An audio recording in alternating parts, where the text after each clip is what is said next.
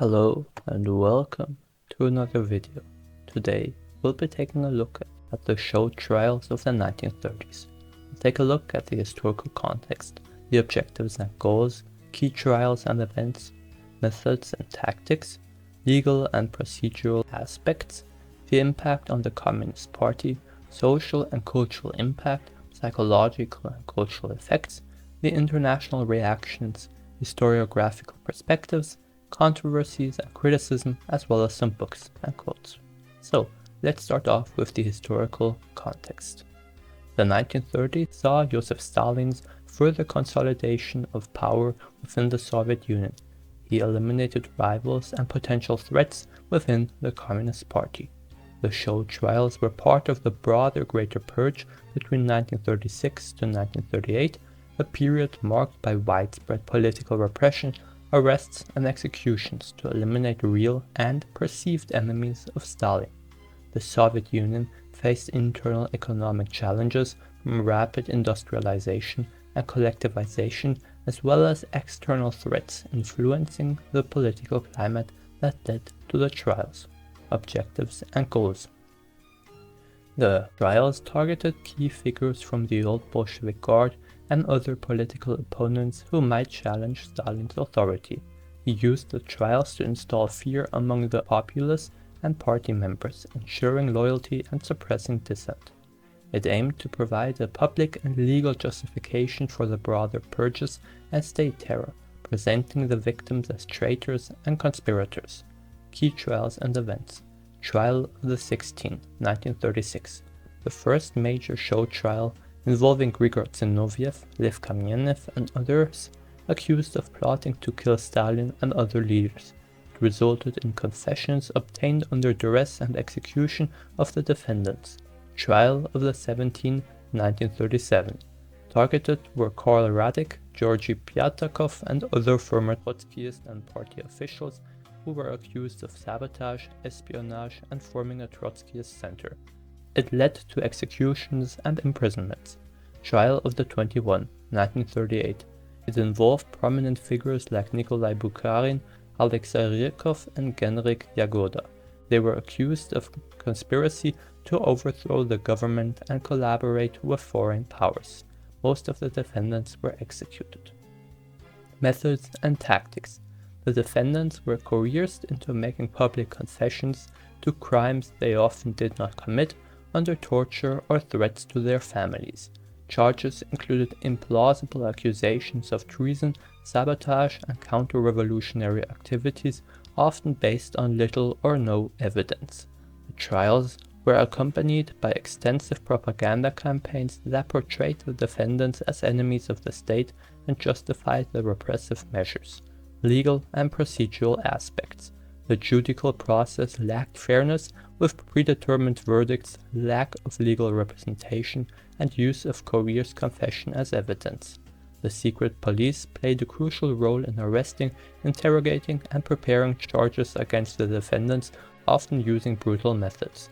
Trials were held publicly and widely reported to serve as propaganda tools demonstrating the state's vigilance against internal threats. Impact on the Communist Party. It resulted in the removal and execution of a significant portion of the old Bolshevik leadership and many party members, leading to a loss of experienced officials.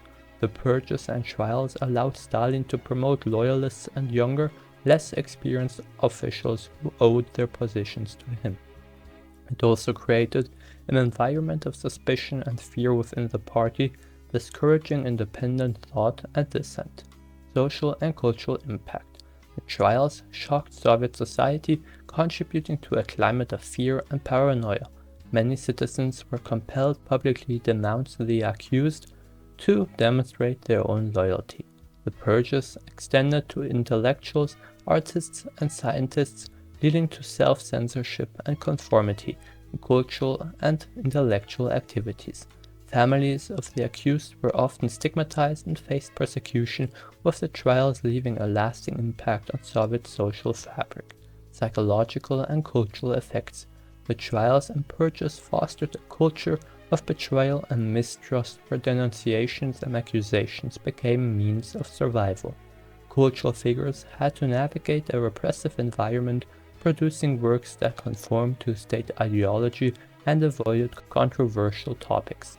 The pervasive atmosphere of fear eroded trust within communities and families, as people feared being associated with those targeted by the purges. International reactions. Many Western observers were initially deceived by the apparent legality of the trials, but later condemned them as political showpieces and miscarriages of justice. The trials caused rifts within the international communist movement, as some leftists supported Stalin's actions while others, especially Trotskyists, denounced them. The show trials became emblematic of Soviet totalitarianism in Cold War rhetoric, highlighting the extent of state repression under Stalin. Historiographical perspectives. The official Soviet accounts presented the trials as necessary to prevent the revolution from conspiracies and treasonous activities. Western historians and critics view the trials as orchestrated by Stalin to eliminate rivals and justify the Great Purge, emphasizing their arbitrary and brutal nature. Contemporary historians continue to explore the motivations behind the trials, the mechanics of repression, and the experience of the victims. Controversies and criticism. The extensive use of torture and threats to extract confessions has been heavily criticized for its inhumanity and violation of justice. The trials were part of broader repressions that targeted millions of people, leading to widespread executions, imprisonments, and a culture of fear. The trials had lasting effects on Soviet politics, society, and culture, contributing to a legacy of repression and mistrust that influenced Soviet history and influences Russia today. Books and quotes. First up, some books. The Great Terror. Reassessment by Robert Conquest. It's a comprehensive analysis of the purges and show trials, detailing their impact and mechanisms. The Road to Terror. Stalin at the Self-Destruction of the Bolsheviks, 1932 to 1939, by J. Arch Getty and Oleg V. Naumov. It explores the internal dynamics of the Communist Party and the factors leading to the purges and trials. Now for some quotes. Our goal must be to smash the enemy within our ranks, to eliminate traitors and spies. Joseph Stalin.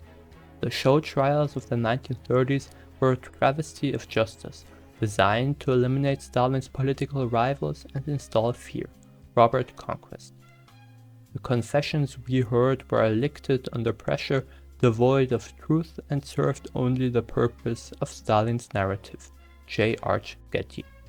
The machinery of the trials churned relentlessly, producing a theater of fear and submission. Stephen Kotkin. In the shadow of the show trials, silence and compliance became the only means of survival in Soviet society. Alexander Solzhenitsyn. The trials were not about justice, but about the consolidation of power through terror and the suppression of dissent. Andy McSmith. Kostler's Darkness at Noon captures the psychological torment and moral ambiguity faced by those ensnared in Stalin's purges, says Arthur Kostler. That was all for today. Thank you for listening.